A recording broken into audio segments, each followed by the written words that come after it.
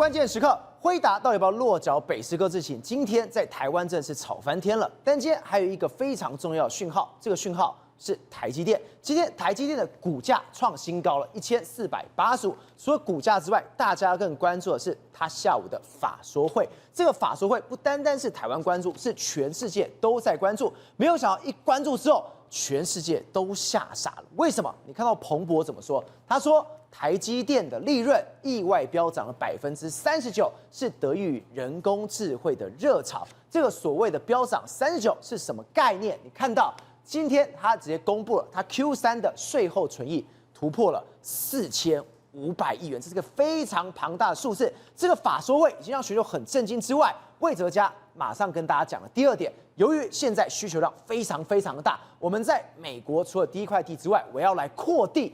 大家想说，你说真的假的？他说真的。他说原本的亚利桑那州厂现在扩大至独立的超大型的旗舰厂，直接秀出了这个图，你就知道现在它的需求量 AI 的需求量有多大了。今天我们的台积电反攻美国了，而且一出手吓坏了大家。是魏哲家在今天法说会的时候说什么，你知道吗？我们本来台积电在美国已经买了445公顷的土地了，相当于1100英亩，等于半个竹科那么大哦。结果他今天宣布说，我们因为 AI 强劲的需求，还要在美国再买第二块大面积的土地。他讲大面积的土地，然后要在亚利桑那盖一个超大型的旗舰厂，叫 Gigafactory 的制造群。他讲制造群还不是一个厂而已哦，包括智慧型手机、AI 跟高性能预算的客户的需求非常的大。不是，那就不变成超大型的一个厂区了。所以亚利桑那这样一家，我们现在还不知道他要买多大，不过第一期已经买445公顷了，是100多个辉达，现在还要再买第二期，可以想象说未来这个是一个超级大的一个，应该讲制造基地在那边，甚至我们台湾的晶片的实力就延伸到美国去了。那今天台积电有多强？为什么我们说现在全美国在抱团都需要台湾？你看台积电营收就可以看得出来的，它第三季公布了9899亿元，台积电很快要进入一季就赚1兆的新纪元了，等于一年要赚4兆。那我们看到最厉害的是它的营收跟获利哦，营收跟获利较去年同期都成长40%，当然税后纯益在39.1%了，将近40%。对，成长40%，那多吓人那个数字啦！所以台积电现在是每小时可以赚2.05亿元哇，这个真的是1个小时，它已经不是用天在算了，1小时赚2.05亿元，所以 EPS 已经到了是7.44元，你乘以4的话，等于要赚了将近70块 EPS 了。很快，很多人在预估台积电到2027，有可能我们会看到一年赚100块的台积电，赚10个股本的台积电，10个股本，这不是太令人讶异，因为我们来看它的毛利率哦，第三季的毛利大达59.5%，我们一般来讲它才57左右已经很厉害了，它竟然达标到59.5%，超乎大家预期，而且可能在最快在第四季的时候可能会达到60%的毛利率，还要更赚钱，盈利率会达到51%，哇！台积电还要更赚钱，一天赚50亿台币，一年赚4000多啊！一年还不是4000多亿，一年是1.6兆、1.7兆的台积电要出现了。他今天等于是一天可以赚50亿，一天赚50亿，我就开门我就赚50亿了。到第四季还会更赚，因为它毛利还要往上跑，所以台积电竟然还会更好。所以今天还有个更耐人寻味是，Intel 跟三星这些公司到底变成什么样的存在？我们台积电跟他们是什么样的关系？他今天就评论到哦，有一个美国的竞争对手，那个竞争对手现在已经变成我们的客户，非常好的客户哦，包括先进制程跟封装都在跟台积电合作，用在他们的高阶产品。代表什么？有一家竞争对手都把他最先进的产品交给台积电代工。那这家公司当然没有讲出名字嘛，就是 Intel 了。就下面呢，大家心知肚明都在讲 Intel 嘛，所以 Intel 已经变成什么样的存在？把最先进的产品跟先进封装交给台积电，它如果用这样比喻的话，就变成台湾的联电，专门在做成熟产品，所有好的技术、好的产品都交给台积电了。对，也难怪说它现在毛利这么高，全世界就都在找它。那我们来看台积电的结构图，我们就可以看得出来了。真的很让人讶异的，这是2024年第三季，就同一个时间，3奈米大概只有20%，5奈米大概有32%，那时候7奈米还有17%的占比嘛，我们来看最新公布了3奈米到23%了，他说增加了3%了，对，增加了3%。再来5奈米37%，增加5%。7奈米再往后退，你知道吗哦？7奈米已经变14%了，整个先进制程哇占比已经达到74%。代表台积电只做7奈米以内的制程。我们来讲一个比较，你就可以听得懂了。到现在中国大陆连7奈米都没有办法突破，号称用14奈米在做7奈米的产品，号称做出5奈米的台积电已经不做7奈米，差了这么多以上的东西了。它几乎已经都不做这些产品了，可能都有一些特殊客户才做70%以上。那我们来看另外一个占比，就可以知道它对于 AI 世界、对黄仁勋们有多重要。为什么辉达现在可能得要不管它哪一块地，一定要来求台积电？我们来看高速运算啊，我们一般把 AI 弄在分布，把它归类在高速运算这里面。高速运算在去年的第3季占51%，智慧型手机还有34%。可是那时候消费性电子就是智慧型手机已经在往下掉了。那高速运算其实那时候还没有很多，2024年的时候成长才11%哦。结果我们到这一季吓死人了，高速运算就变到57了，变成51，将近60%。51，然后变成57。智慧型手机掉了4%，我们可以看到这个很明显哦，就是高速运算这一块，既变化非常的快，消费性电子往下掉，那代表什么？台积电最大的客户有可能就要改变了，辉达可能会变成台积电的最大客户，对，苹果可能未来就不是了，那整个改变非常的巨大。但是改变最巨大的是，今天魏哲家在讲一句话的时候，其实才是耐人寻味了。哇，这个是非常精彩的一句话。开金口的时候，你就要把它读懂它每一句话。台积电有超过500个不同的客户哦。然后讲哦，现在因为它的制程技术非常的复杂嘛，都在做7奈米以内的，所以他讲说，大家不是在担心 AI 会不会泡沫吗？他讲这句话的时候，你就懂什么叫 AI 会不会泡沫。现在客户跟台积电接触的前置时间，至少要提早2到3年，意思就是说，现在台积电的晶片你要用到它的产能，对不起，2年前、3年前已经开始在谈技术合作，怎么导入台积电的制程了。2到3年前就已经有了。3年前，所以你现在根本不用担心2到3年后台积电的产能会不会填满，所以这很恐怖的事情。为什么很多人在说？我们刚才看到EPS 17块吗？对。为什么很多人到2027年会到100块？这代表这是真的所以难怪台积电 Q3 能够这么强，2、3年前都把你除掉了。对，而且现在已经在谈2、3年后的事情了。再来，我们来看台积电对这句话，其实把这张所谓的 AI 永动机或者是财富永动机的图 ，Intel 啦。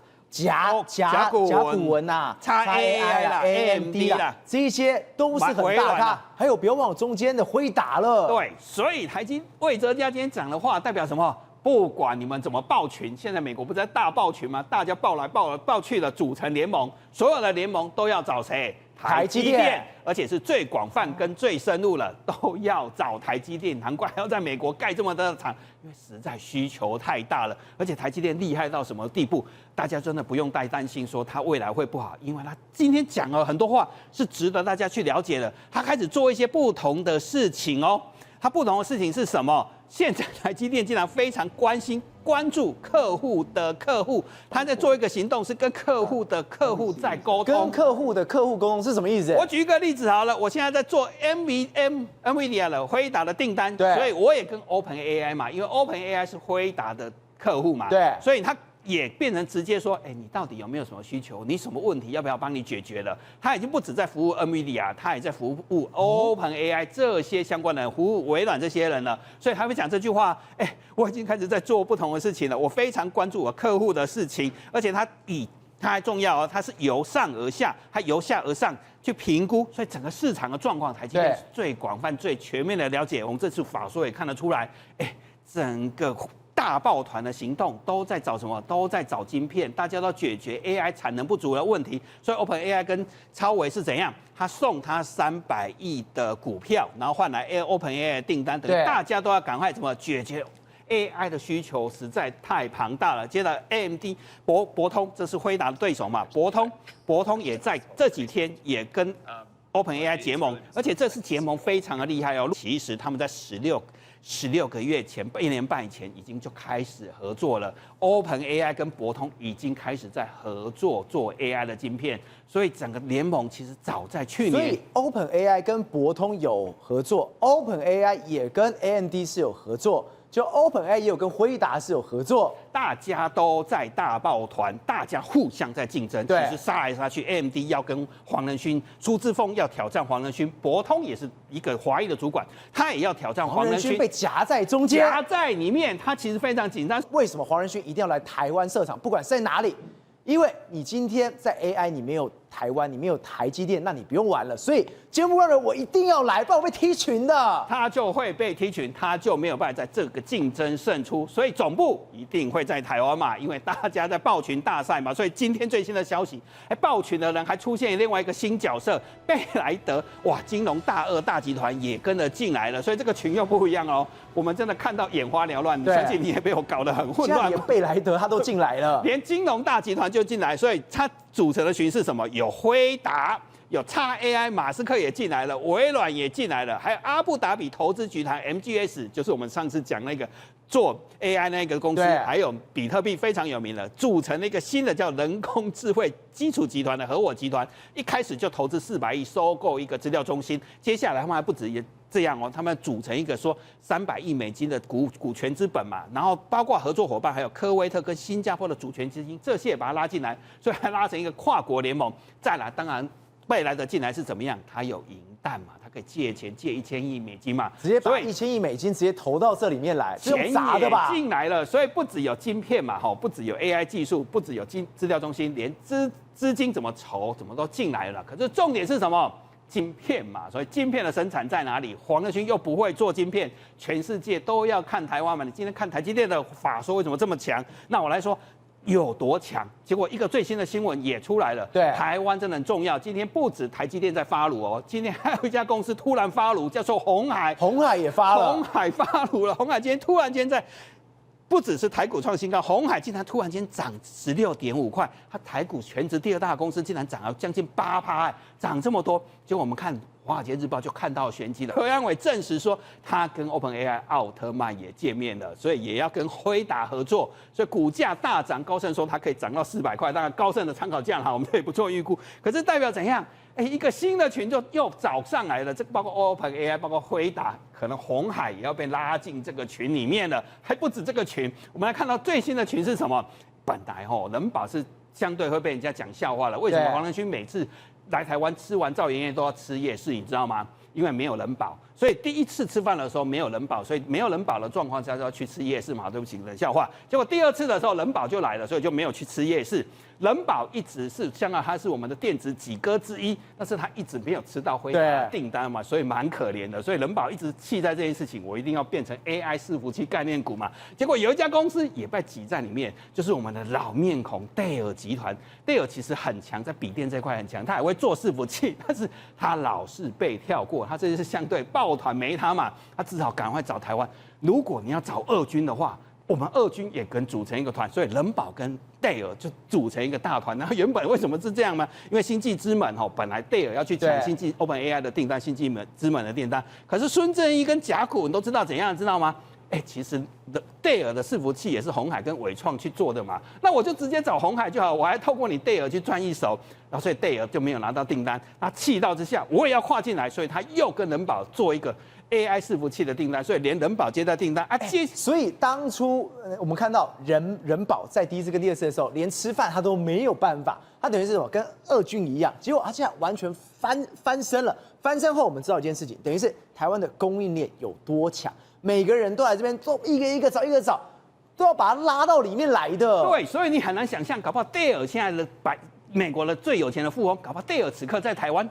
奥特曼搞不好也在台湾嘛？你看这2个新闻的时候，你可以看到一件事情：美国的千亿富豪、百亿富豪，可能天天都在台湾找惨了嘛。那你来看最新的，今天有一个新闻出来，你也可以看出来，对 AI 有多需要台湾，这是光宝还做电源管理的，因为未来用电会有很大的改变，所以光宝说，我现在明年扩增2.5倍，已经提前都被打包走了，所以回来讲这件事情嘛。不管 T18跟 T17有没有人标嘛，我们已经反攻美国了。再来是全世界都要台湾，不只是台积电、鸿海跟人保都有人要，光宝科也能抢着要。志忠，我们刚才讲台积电的重要性，尤其是什么？现在中美现在杀来杀去，对，他们杀什么？杀晶片、杀稀土、杀航运什么？其中最关键，晶片是有关。之前不是说辉达不能把晶片卖到中国去嘛？今天魏哲家也被问到一样事情，那你不能卖的时候，那你应该怎么办呢？他说哦，我们亚洲市场表现很好，即使来你看到没有中国的市场，仍然觉得 AI 非常剧烈，而且什么？我们未来实现 AI 的年复合成长率40%以上的目标，中国跟我没有关系，我照样赚的。对，很多人都很担心说台积电会受到中美贸易大战的影响嘛。那尤其是最近不是中国又对美国祭出稀土管制吗？对，那就有人问台积电的这个位置啊，所以会不会受到影响？台积电说此次管制对公司没有直接影响，但是会密切观察这样一个状况。另外第二个就有人问到说，那你这个未来的这个所谓黄仁勋的晶片啊 ，AI 晶片没办法卖到中国去，那怎么办？他说没有问题，亚洲市场表现很好，即使没有中国市场，仍然 AI 的这个成长非常剧烈。然后他还说，因为之前台积电曾经有说过，他认为未来 AI 的年复合成长率是在40%，虽然说如果没有问题，未来还是可以成长40%。我照样40%。对，那也因为这样的关系，所以台积电今年就有人问这个魏哲家，就说，哎，那你对明年的这个业绩看法怎么样？他说了稳健成长的一个状况，所以应该以今年成长35%，明年应该成长20几到30%，应该没有太大的问题了。所以台积电对未来的前景也非常看好。好，那为什么台积电对未来前景看好 ？AI 很好嘛？那为什么 AI 很好？你看最近没有问题，你没办法卖到这个中国去，但是你看。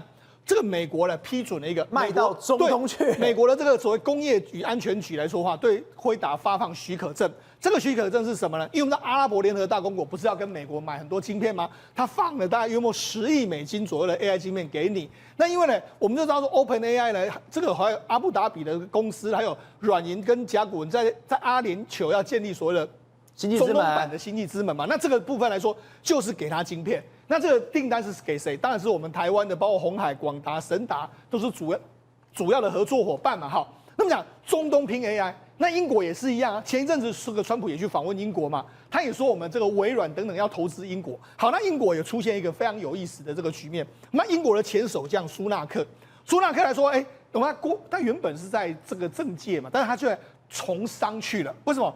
他现在担任这个所谓微软与人工智慧初创公司。Anthropic 的这个最高级的这个顾问，真的假的？连英国的前首相都跑去美国干人工智慧。对，因为什么？因为事实上英国也需要。那我去美国这样的话，当然可以打开这个英国的这个人工智慧相关的市场。所以你看，现在 AI 已经变成是各国都在拼 AI， 美国拼，阿联酋拼，中东拼，连英国也都在拼的一个状况。好，不过我们回到一个现实的局面，中美的确，我就跟他讲。事实上，现在大家全世界呢都知道说，哎，台积电业绩很好啊，这个股市未来展望很好。可是还是有一个刺，这个刺就是中美在打贸易战。那中美在打这个贸易战的时候，其实今天川普也说了，没有说我们在打贸易战啊。他们现在把矛头指向一个李成钢。你看最近一段时间，你说那个叫美国吃地狱之火的李成钢，你看，这几天贝森特就火力全开，他等于是在点名批判李成钢。他说什么呢？他接受 CNBC 专访的时候，他就说8月有一个层级较低的这个中国官员啊，精神有点失常 ，unhinged 的这个其实是蛮不礼貌的一个说法了哈。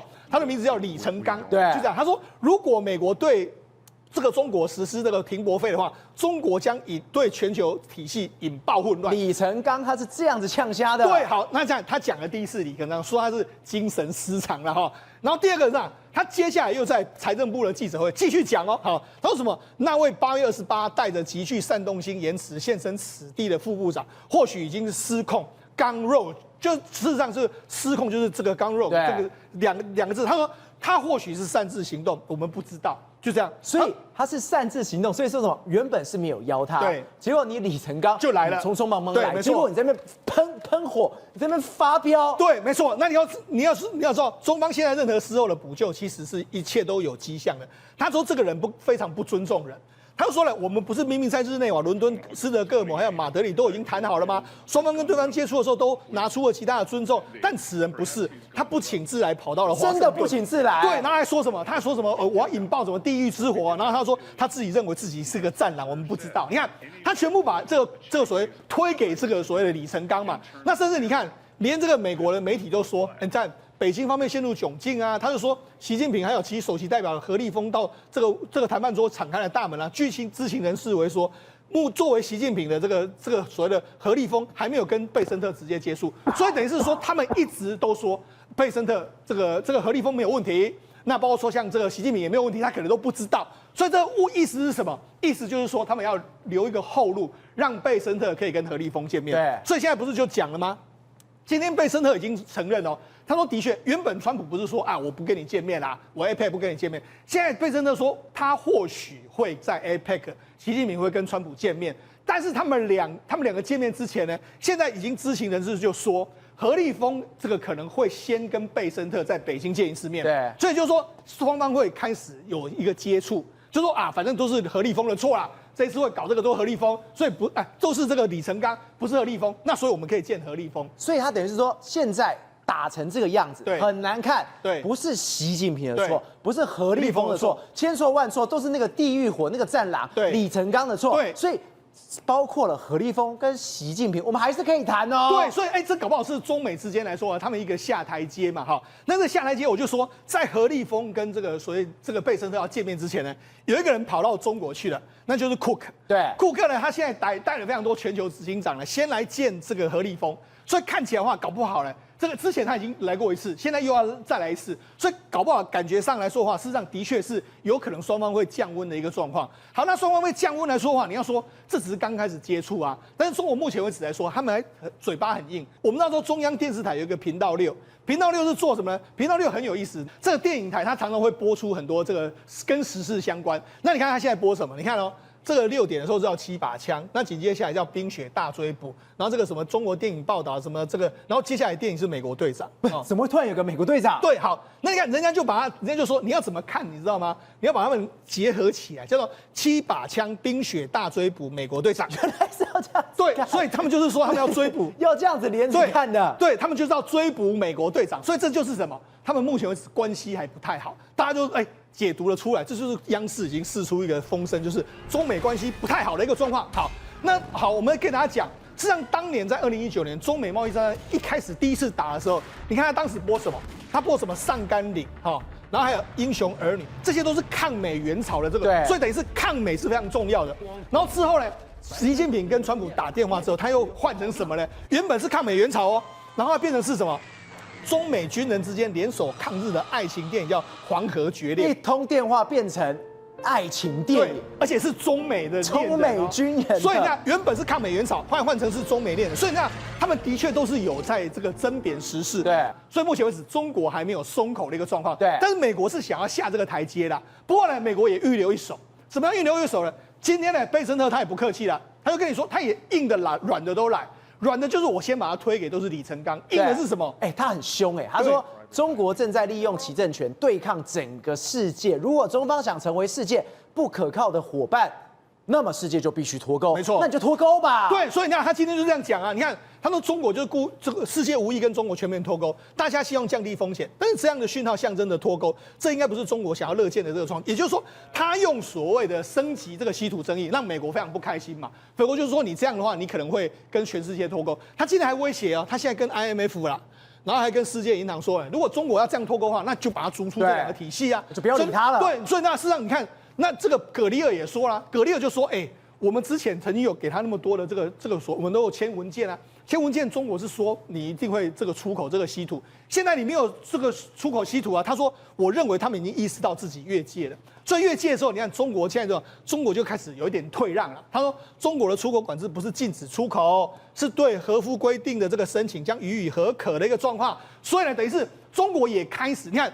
这个美国这样子呛进来之后，中国也有开始慢慢推。他用4个字来看到审慎适度，对，刚好就好，对，不要那么过，不要那么过，对，所以你知道，事实上现在我就讲这个2个国家来说啊，他们就是互相都先把姿态摆得很高，摆得很高之后，现在慢慢互相在这个下台阶，那就看他能不能够下到台阶，让最后能够达成一个贸易谈判的这个状况。因为我们刚刚特别提到，中美的贸易战现在还在杀，还在斗，大家还在弄来弄去，在这么关键的时候。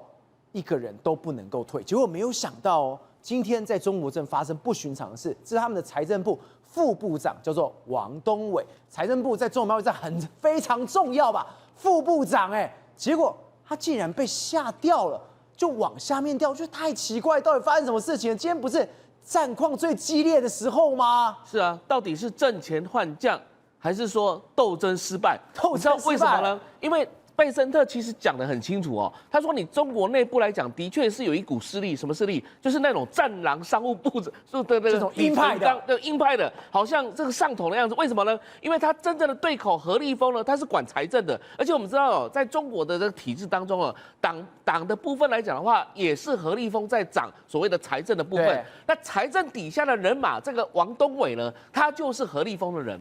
现在来讲的话，这个王东伟他10月14号还出现在这个什么“一带一路”的这些相关的会议当中的致辞哦，结果没想到16号，怎么这个时间点不应该是所谓的人事大变动啊？因为这些都在前线打仗的人啊，怎么会临时往下掉？太离谱！10月14人都还在，对，然后16号的时候就不见了，然后就是说传说就是到了安徽去担任常委哦。当然他在安徽担任的这个职务也不算低，但重点是说这时候在跟美国打仗的过程当中，怎么会临时换将呢？对，所以贝森特其实讲的没有错哦。内部来讲，好像李成钢这样的战狼的这个部分，好像是在抬头当中，像何立峰这种，还有何立峰的人马，这些温和派的，似乎来讲的话，好像是被整肃的概念了。所以四中全会之前，的确很多变化突然间都会出现了。但是更麻烦的事情是什么东西？现在中国的官宣来讲的话，都不断的一直在出现一个讯号，什么讯号？就是希望胡春华再次出山啊！真的假的啦？为什么呢？你看到官媒耶？对，在官媒哦，你看到这个人民网里面哈，就提到说哦，这个什么，这个牛伯乐的概念哦，然后呢，去行进中国内蒙古的调研。你知道以前胡春华就是从内蒙古出来的，当时胡锦涛把胡春华拉出来，原因是因为他都是团派的，而且认为说他未来是有希望的。那我们知道说，现在胡春华在什么时候呢？就上一次记不记得？胡锦涛被请出去的时候，当时为什么被请出去？因为他看一看名单，没有胡春华在里面了。对，政治局里面应该有25个委员，结果呢，竟然只剩下24个，其中少了一个，那就是胡春华。而当时胡春华没有入局嘛，但是团派如果要起来的话，现在唯一有可能性的，那就是这一个，现在胡春华了，就是胡春华。那但是问题是啊，胡春华现在担任什么职位？就政协的副主席，其实就是可有可无的位置，根本没有实权。但问题是什么？不是只有人民网写的这篇，还有另外一篇哦，说什么青春华章哦，大灾河奔大灾河海奔前程，6000人齐唱这一首歌。为什么要齐唱这一首歌？大家想说那个什么大灾河海的概念，就是讲汪洋，汪洋也是团派出身的。然后讲说什么青春华章的意思，谐音来讲叫什么？叫做请春华掌权的意思。请胡春华掌舵。这青就是请的意思，春华就是胡春华。章的意思就是掌权的意思，就是他们还有谐音梗的，对，谐音梗，连这个官媒都有谐音梗，然后好像似乎要请胡春华出来掌握这个政权了，所以可以看得清楚，看得出来，就是说，其实在中共内部来讲的话，在四中全会之前，有一股势力就希望说胡春华能够来救中国啦。对，为什么呢？毕竟来讲的话，他曾经担任广东省委书记，然后担任这个一些重要职务，甚至于说他担任过副总理。所以唯一有资格的就是他，那他呢，基本上头脑也比较好，那能不能救中国经济，也可能要看他。所以现在还有另外一种声音传出来说，习近平最近来讲的话，他当然也在露面，但是露面当中他的这个所谓的画面的这个秒数呢，基本上只有3秒而已。那为什么这么少？照道理讲的话，应该领导人来讲的话，应该要给多一点秒数。结果在出现这个所谓的妇女峰会的这个情况之下，只有3秒钟，他只有3秒钟，这样不就是表示说他又累了吗？或者是怎么样之类等等的？代表说中共的官媒来讲的话，似乎有一股势力，然后背后也传说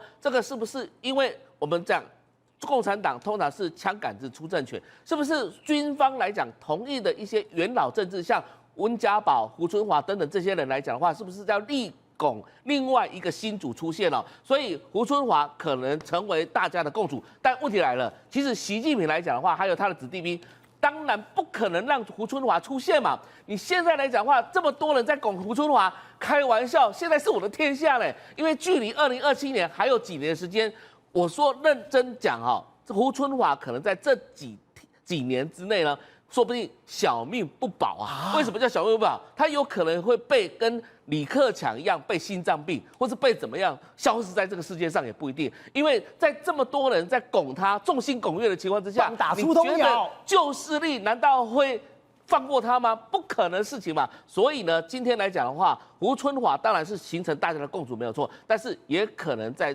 置他于危险当中。辉正，我们刚刚讲，今天真的觉得中国现在在内部真的非常非常乱。在中美贸易战的时候，明明是要去打仗人，他就直接拉下来。第二是什么？你的经济真的出大问题了。中国以前最让大家觉得说他们觉得自己做非常棒的时候，我们的共享经济做得非常好，结果没有想到今天光是一个共享的脚踏车，就连央视都报道这件新闻，他说现在中国竟然弥漫着一个事情，叫什么？一马多车。大家听到这边一马多车是什么？不知道？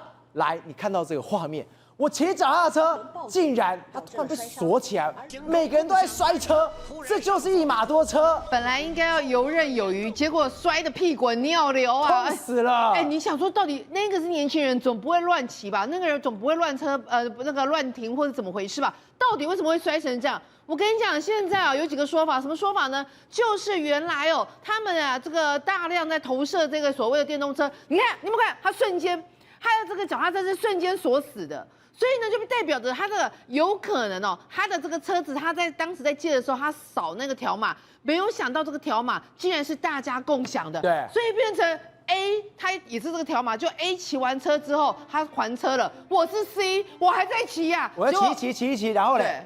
然后呢，思聪哥还车了，那我们两个的车同样的条码，所以你竟然就摔倒了，因为它变成思聪哥一还我就摔倒了，是因为没想到他们设计上有问题，所以导致可能思聪哥骑的脚踏车跟我骑的脚踏车跟你的骑的脚踏车，我们扫的嘛，竟然是同一个。所以呢，只要有人还了，我们其他两个就扑街啊，就整个就摔死了。你想说怎么会有这么荒唐的事？就发现竟然真的是，因为你知道，他一开始还不承认，他一开始说没有啦，我跟你说啦，一定是那个你赵和你骑车的时候你借了，然后你的页面没锁，我不小心按到了，你自己不小心按到了，他还推就推完之后，后来发现不对，别人也这样没有啦，你一定提到那个小巷结果呢那个小巷那个 GPS 跑掉所以呢有问题。就我问你啦，你现在看到这个画面已经摔了起码10个，有一个人骑到小巷吗？没有啊，都大马路上，所以后来才发现。根本从头到尾都是你一马多车的问题。你看骑着，有没有不快突然之间摔，我是痛死了，我的天哪！我的手、我的脚、我的头、我的身体、我的背都摔伤，都流血了。你看，你还不跟我讲什么问题？而且这很可怕广东的有广东的摔，四川的也摔。后来他们终于承认，他们承认什么？对啦，我们是有远端落锁功能，所以远端落锁功能它就会你看有人直接做实验，你看我现在手对不对？对。然后那个人他就骑着，马上他就牵着，他准备要骑结果我这个人在远远的地方，我按一个我还车，车子就卡死了，真的锁住了，就锁住了，他连动都不能动的。对，所以他们都坦诚说，对啦，我们确实这有远端的所谓的中国不是自称是一个科技的大国吗？就很不是他做的很好吗？结果这一锁，大家都摔惨了。所以现在大家都在怀疑说，你根本从头到尾，而且不限哪一个品牌的车子，单车是很多品牌、很多这样的平台都这样。你看。这个其实是非常非常危险的，对，所以他们都讲这个共享单车，其实讲到底其实也是内卷的一种文化。而当你大家各自不同的品牌在抢市占率的情况之下，这个设计上就出现了大问题。而一马多车的这个问题，其实到最后是影响到的都是乘客，都是行车人的一个安全。好，那刚刚讲到的共享经济，你看来了假共享真宣传。竟然连化妆间里面都可以共享，什么意思？真的假的？对，我今天要去化妆，进到那里，大家一起 share 化妆品。对，其实很可怕，对不对？因为你知道这个 share 化，你看有没有看到进去了？对。然后呢，这化妆品都被人家用光光，你根本不知道谁用的，而且你看那个口红被挖成那样，还共享，你根本不知道前一个人用的人是谁。所以他们就说，这个共享化妆品其实是有一点私人，不然你就说好，我们一组人大家弄就好。它这个是你只要付钱，然后付了25分钟38块人民币，你就可以用。那我在怀疑搞不好有的人就带一个盒子去，就把那个粉底整个铲开，把那个粉底液整个倒光，然后反正我花38块人民币，我就可以把整组的那个保养品、化妆品都弄走。所以这代表着谁会去用这些？你如果讲究卫生环境好一点，根本不会去用这些，代表着很多没有钱的，或者是经济小资族的比较讲究的。然后你现在看到这什么？还有共享的这种足疗仪，我们觉得化妆品共享已经很扯了哦，共享的足疗仪，哎，这有点太不是这个太超出脚，这个也太怪了吧？那如果有人有香港脚问题，哇，一机使用，然后大家都得了香港脚哦，这个真的很可怕。但呢，就是说到最后，你知道怎么样？大家一直投诉啊，你在那熊胎哥啦，所以到最后啊，因为太恶心了，所以大家就下架。那好，我们讲到中国啊，就是类似经济的状况，所以很多的共享经济。除此之外，还有什么？还有很多偷工减料。你看。中国的消防局啊，这个北京的一个第21届的一个国际消防展上，本来被登好国际看，结果你知道他说哦，我这一个呢个消防车啊，我可以超高楼层啊，对，结果竟然弯腰，竟然变成了你看折半，不是他要学我们台湾的吊车大王，他办一个什么展，结果这个展。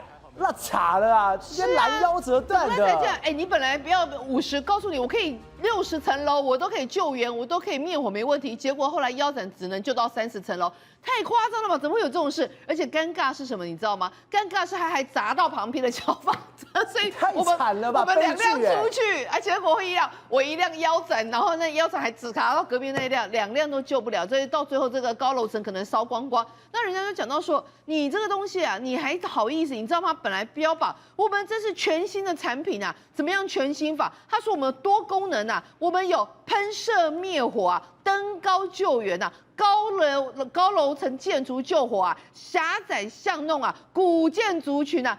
高架桥啊，而道路狭小都不能阻碍我们救援的路啊，哥哥没有就断掉了，你才展示哦，老天只能庆幸，还好只是展示期间，还没有真正上路救援，不然的话，这个你看这有多严重。宏观取材，厘清真相，犀利精准，深入剖析，时刻掌握关键，新闻时事不漏接。老时段，新气象，我是钟浩和，关键时刻2.0，全新出击。